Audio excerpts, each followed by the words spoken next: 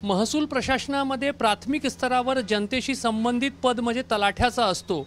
मात्र राज्य सरकारने राज्यामध्ये 4000 पेक्षा जास्त तलाठ्यांची निवड केली, मात्र त्यांना नोकरीवर रुजू करण्यासाठी सरकार विसरलं आहे का असा प्रश्न निर्माण होत आहे।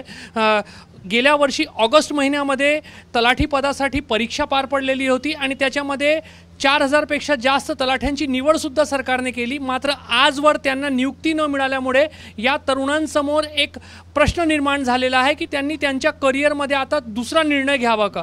तुमची परीक्षा केव्हा पार पडली, रिझल्ट केव्हा आला आणि आज स्थिती काय आहे?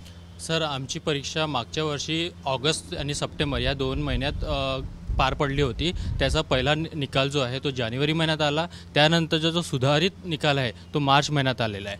त्याच्यानंतर त्यानंतर सगळी प्रोसेस कंप्लीट झालेली आहे, डॉक्युमेंट व्हेरिफिकेशनसुद्धा झालेले आहे, परंतु आजपर्यंत आम्हाला जॉईनिंग मिळालेली नाही आहे। यामध्ये काय उत्तर जेव्हा तुम्ही जाऊन विचारता, वेगवेगळ्या जिल्ह्यातल्या जिल्हाधिकाऱ्यांना विचारता, काय उत्तर मिळतं? आम्ही कलेक्टर ऑफिसला कमीत कमी 5-6 वेळा गेलो आहे। आतापर्यंत आम्हाला आचारसंहितेचे एक कारण सांगत होते, पण आता सध्या आम्हाला म्हणत आहे की आम्ही लवकरच हे करू, परंतु प्रशासन यामध्ये थोडं मागे पडत आहे असं आम्हाला वाटत आहे। तुम्ही कुठल्या कॅटेगरीमधून याच्यामध्ये निवड झाली होती आणि आज काय प्रश्न निर्माण झाले?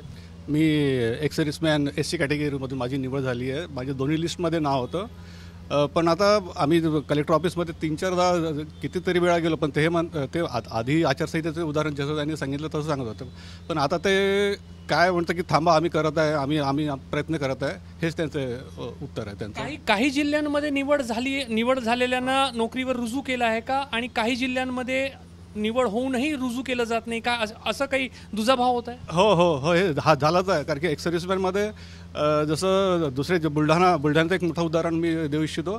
त्यांचं पूर्ण जे एक्स सर्व्हिसमॅनला दिलं आहे मॅक्सिमम, आणि आमचं पूर्ण डॉक्युमेंट आचारसंहितेच्या आधी झालं होतं क्लिअर, तरी आम्हाला अजून जॉईनिंग मिळाली नाही। खरं पाहिलं तर तरुण वयात तुम्ही सगळे तरुण जे आहेत ते अनेक परीक्षा देत असतात, अनेक परीक्षांमध्ये उत्तीर्ण होत असतात। आता असा प्रसंग निर्माण झालेला आहे की कुठं तलाठीच्या जॉईनिंगसाठी थांबावं की दुसऱ्या परीक्षेकडे वळावं? यस सर, मी 7-8 वर्षापासून प्रिपरेशन करत आहे, बट तरी पण आता पेपर क्लिअर केल्यानंतर पण आम्हाला असं वाटत आहे की आम्ही कोणता गुन्हा केला का। आम्हाला गुन्हेगारासारखं आम्हाला निवेदन द्यायला जावं लागत आहे। DCM सरांकडे आम्ही काल गेलो होतो, त्यांना पण आम्ही निवेदन दिलं। त्याच्यानंतर आम्ही कलेक्टर ऑफिसला गेलो, RDC सरांना निवेदन दिलं। सगळ्यांना निवेदन देऊ आम्ही आता 4 महिन्यापासून आम्ही थकलेलो आहो, तर आम्हाला नियुक्ती कधी मिळणार हाच आमचा एक प्रश्न आहे। कुठेतरी घरात, नातेवाईकांमध्ये, कुटुंबात असं विचारलं जातं की खरोखर पास झाला आहे की नाही? हां सर, हा प्रश्न तर होतच आहे। आम्ही आतापर्यंत हेच उत्तर देत होतो सगळ्यांना की आता आचारसंहिता आहे, आचारसंहितामुळे आमची नियुक्ती थांबलेली आहे, बट आता आम्हाला उत्तर काय देऊ आम्ही नातेवाईकांना की आता काय होणार आहे? तुम्ही उपमुख्यमंत्र्यांच्या कार्यालयापर्यंत हा संपूर्ण विषय घेऊन गेलात, काय उत्तर दिलं जात आहे आणि एकंदरीत गेल्या 4-5 महिन्याचा जो तुमचा सगळ्यांचा संघर्ष आहे, नेमकं घोडं अडलं कुठं आहे? नमस्कार, मी विशाल नागपुरे। तर संपूर्ण महाराष्ट्रामध्ये 4000 विद्यार्थ्यांना नियुक्त्या देण्यात येणार होत्या फेब्रुवारीमध्ये, पण काही कारणास्तव जे डॉक्युमेंटचं असेल, SCचं असेल, STचं असेल, असं काहीतरी इश्यू झालेला आहे। झालं असं आहे की नागपूरमध्ये तुम्हाला मी सांगतो पर्सनली की नागपूरमध्ये SC, ST आणि ओपन यांना जनरली नियुक्त्या देण्यात आलेल्या आहे, पण OBC, एक्स सर्व्हिसमॅन यांना अजूनसुद्धा नियुक्त्या देण्यात आलेल्या नाही आहे। रिझन म्हणजे राज्यामध्ये 3000 पेक्षा जास्त तलाठ्यांची निवड होऊनही नियुक्ती मिळत नाही, त्याच्यामध्ये OBCचे जास्त आहेत। OBCचे जास्त प्रमाण आहे, त्याच्यामागे रिझन डॉक्युमेंटचं सांगण्यात येणार आहे। पण माझं एक सरळ डायरेक्ट आरोप आहे सर की अधिकाऱ्यांमार्फत 6 महिने कधीच मी अजून नाही पाहिले की 6 महिने एखाद्या डॉक्युमेंटचा व्हेरिफिकेशनला लागलं असेल।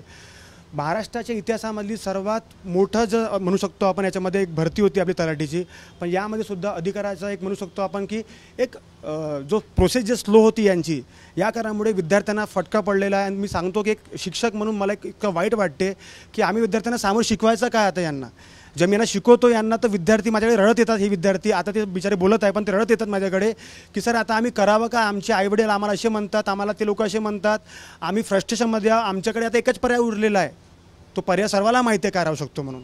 तर शासनासाठी तलाठी हा अत्यंत महत्त्वाचा पद आहे, कारण ग्रामीण स्तरावर आणि खास करून शेतकऱ्यांशी संबंधित पद असल्यामुळे शासनाची जी सर्व योजना आहे शेतकऱ्यांपर्यंत याच तलाठ्यांच्या माध्यमातून पोहोचतात.